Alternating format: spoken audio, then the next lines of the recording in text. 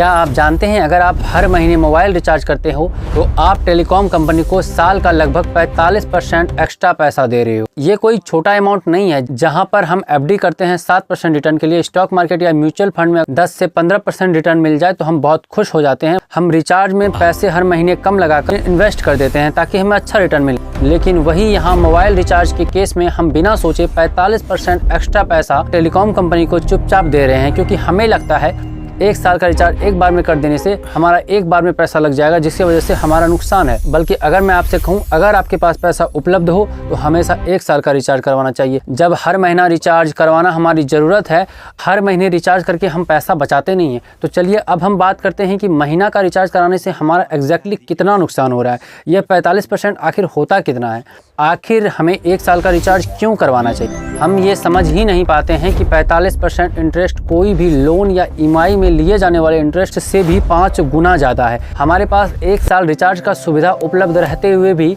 हम जाने अनजाने में हर महीना ईएमआई भर रहे हैं। हमें लगता है कि एक बार में पैसा लग जाएगा, कहीं और पैसा लगा देते हैं। रिचार्ज हर महीना करना बहुत अच्छा है, लेकिन हमें पता ही नहीं चलता कि हम जाने अनजाने में 45% एक्स्ट्रा इंटरेस्ट के रूप में हर महीने पैसा देते हैं। अब मैं आपको बताऊंगा कि ये 45% असल में कितना एक्स्ट्रा पैसा होता है। चलिए एक सिंपल एग्जाम्पल से समझते हैं। आज की डेट में अगर आप जियो का प्लान देखोगे तो वहाँ पर आपको एक साल का प्लान मिलता है 3600 में, 3600 रुपये में मिलता है, जिसमें आपको 2.5 GB यानी कि 2.5 GB डेटा पर डे मिलता है और आपका प्लान का वैलिडिटी 365 दिन यानी पूरे एक साल के लिए होता है। और अगर हम इसी का मंथली प्लान देखें तो अभी ये सेम प्लान का मंथली रिचार्ज लगभग 399 यानी राउंड फिगर में 400 रुपये का होता है। अगर आप 400 रुपये को 12 महीने से गुना करते हो तो लगभग 12 महीने में 4800 रुपये आता है, जो कि 3600 के बाद आपको एक्स्ट्रा 1200 लगता है। सिर्फ इतना ही नहीं है, यहाँ पर एक और सबसे बड़ा कैच है।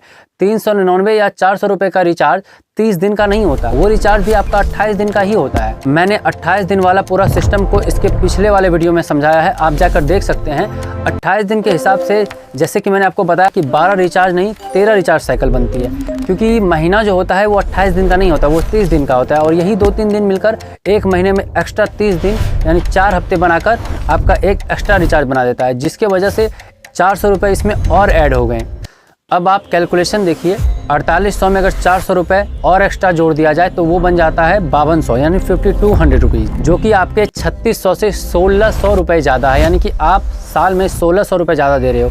और ऐसे ही हर रिचार्ज प्लान का है। लेकिन अगर आप पैसा बचा के इन्वेस्ट करते हो, जमा करते हो, तो उसके मुताबिक आपका एक बार में लगा हुआ 3600 भी आपको बहुत ज़्यादा बेनिफिट दे सकता है। एक साल के अंदर ही आप 1600 एक्स्ट्रा रुपीज़ दे रहे हो। ये 1600 ऑलमोस्ट 45% रुपीज़ होता है, जो कि कोई भी इंटरेस्ट 5-6 साल में जाके मिलता है हमें। जब से ये चीज़ मैंने जाना तो मैं तब से एक साल का रिचार्ज करवाने लगा, क्योंकि वो बहुत ज़्यादा फायदेमंद है हमारे लिए। अब कंपनी के लिए ये कोई इलीगल काम तो नहीं है, क्योंकि रिचार्ज प्लान में क्लियरली लिखा होता है कि 28 डेज वैलिडिटी या प्रॉपर प्राइसिंग वगैरह भी लिखा रहता है कि कितना प्राइसिंग है कितना नहीं है, सब कुछ ऑलरेडी पहले से लिखा होता है। प्रॉब्लम प्लान्स की नहीं है, प्रॉब्लम है हमारी मंथली सोच की। क्योंकि जैसे कि पिछले वीडियो में मैंने बताया था कि हम सैलरी महीने में लेते हैं, बिजली बिल, रेंट सब कुछ महीने में होता है, तो हम रिचार्ज को भी एक महीने की तरह सोचकर ही हर महीने कर देते हैं। भले ही हम एक्स्ट्रा पैसा बचाएंगे, हम इन्वेस्ट करेंगे, हम जमा करेंगे, लेकिन रिचार्ज हम एक बार में नहीं कराएंगे, जबकि कराना हमें हर महीना है। आइए बात करते हैं इसका सॉल्यूशन क्या है। सॉल्यूशन तो ऑब्वियसली रिचार्ज बंद करना नहीं है। आज के डेट में जहां रिचार्ज कराना हमारे लिए ज़रूरत नहीं मजबूरी है,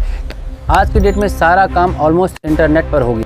इसकी सबसे बड़ी सॉल्यूशन है स्मार्ट प्लानिंग। अगर आपके पास सफिशिएंट मनी है तो मैंने आपको 2 बार बोल चुका हूं और फिर से बोल रहा हूं कि आप एक साल का रिचार्ज करवाइए, आप बहुत ज़्यादा पैसा बचाएंगे। और अगर एक साल का रिचार्ज पॉसिबल नहीं है तो कम से कम 84 दिन यानी 3 महीना जो कि कंपनी के हिसाब से रहता है तो उसका कराइए, क्योंकि मंथली रिचार्ज के मुकाबले उसमें भी आप 100 से 150 रुपये पैसा बचा लेंगे। यहाँ पर आप ये मत सोचो कि एक बार में सारा पैसा लग जाएगा। कंपनीज हमसे बहुत ज़्यादा स्मार्ट होती है, उन्हें पता होता है कि सबसे ज़्यादा प्रॉफिट कंज्यूमर से कैसे कमाना है, लेकिन हमारा काम है आपको बताना और आपका काम है स्मार्ट फाइनेंशियल डिसीजन लेना, जिसकी वजह से आपका फ़ायदा हो। जिस दिन आप रिचार्ज को एक इन्वेस्टमेंट की तरह, साल के डिसीजन की तरह सोचने लगोगे, उस दिन आप पैसा बचाना स्टार्ट कर दोगे।